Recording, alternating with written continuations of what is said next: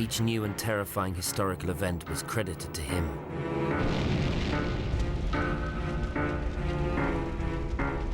Including the atom bombs dropped on Hiroshima and Nagasaki. By the ports in 2 cities, 2 flails, never seen till now. Hunger, plague inside the body, people burned by strange metals. Now every line has something to tell us. By the ports in 2 cities, both of those cities were port cities. 2 flails, never seen till now. Well, the flails are the atomic bombs, something that has never been seen before until that moment. People burned by strange metals, the heavy metal used within the bombs. Not even the assassination of JFK, it's claimed, had escaped his notice. From on high, evil will fall on the great man.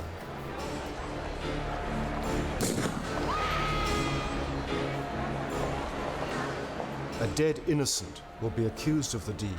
The guilty one will remain hidden in the mist.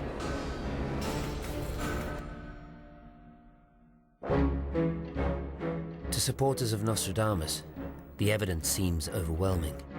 He predicted the whole of history, they say, and his work is an unparalleled triumph of prophecy.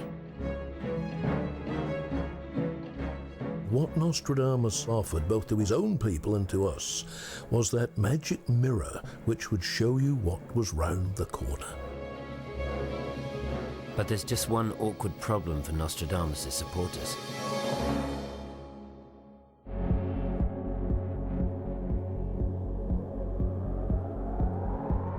Nothing in science supports the idea that it's possible to see into the future. So could he have found a mysterious way round that?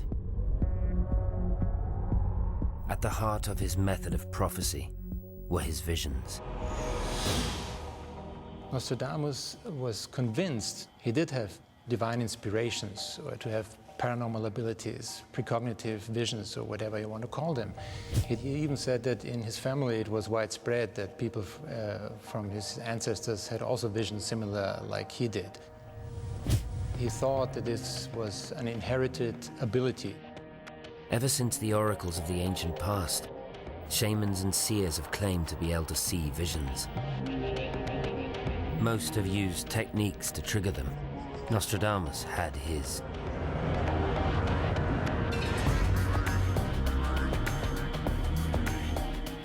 He would go into a room where there was a bowl of darkened water, often with ink, and he would then have his dreams or his revelations, looking into that water for very long periods of time.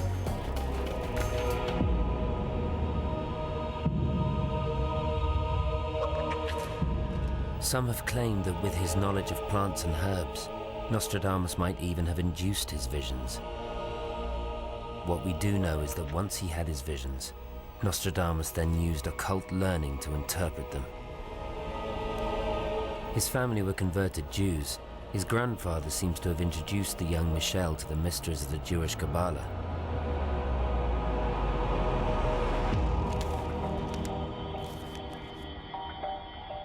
Kabbalah is a Jewish mystical tradition. Most people believe stretching back to the time of Moses when he was on Mount Sinai. He received the 10 Commandments, which he gave to the people. He also received mystical teachings, which were just kept secrets. They were passed down to the initiated, from father to son or from master to disciple.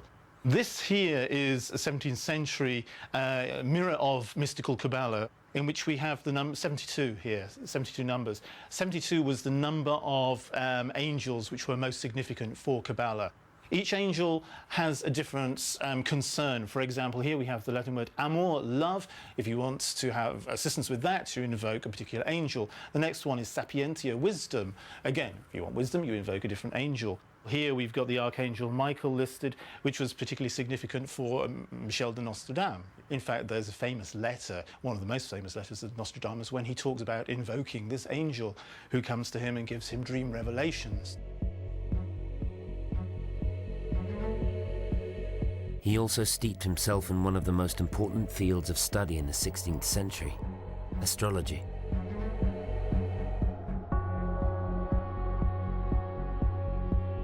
Nowadays, the idea that stars and planets can influence our lives is often dismissed as nonsense. In Nostradamus' era, it was respectable. Astrology at that time played a very important role. On the one hand, the intellectuals, they regarded astrology as a most important science in order to understand man's life on Earth, man's place in the universe, and also, to some extent, to understand the walks of history. At the heart of astrology is the idea that history repeats itself. Nostradamus studied historical events. He learned what patterns of stars and planets coincided with those events. He then assumed that when these astronomical patterns happened again, similar events would happen again too. Of course, like astrologers today, Nostradamus would have needed to use a great deal of intuition. When you get to the art of astrology, it's astrological interpretation. How do you interpret this? And you would look at the chart and you start to string words together and suddenly see, oh yes, well if Jupiter is in this position, that person's going to be very lucky. If Jupiter is in this position, this person is going to be known successfully internationally. Jupiter in this position means they're going to be a wastrum. If you bring the intuition in, you will start to get little pings. Well, actually that. Because Venus is love or money. Now, the Venus in that chart, therefore, is it more geared towards love or is it more geared towards money? So there are nuances that you can only get, I believe, through that intuition.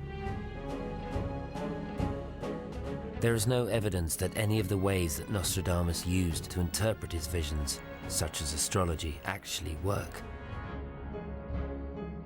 And plenty of evidence they don't. For critics, this fatally undermines Nostradamus.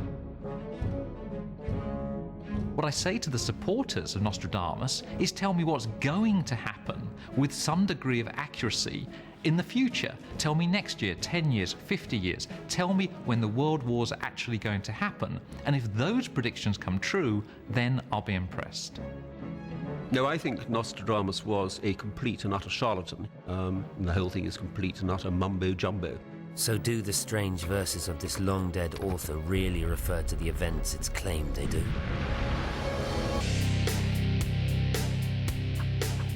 For hundreds of years, people have claimed that Nostradamus made eerily exact predictions of future events. There is one thing that unites all these claims. They have all been made after the events happened. No one has been able to use Nostradamus to make a successful prediction before an event has happened. Which doesn't mean to say that people haven't tried. There was a verse in Nostradamus' prophecies which referred to the 7th month of 1999. In the year 1999 and 7 months, from the sky will come the King of Terror. He will bring back the King of the Mongols, and after, war reigns. It spoke of Roi de Frayeur, the King of Terror. This is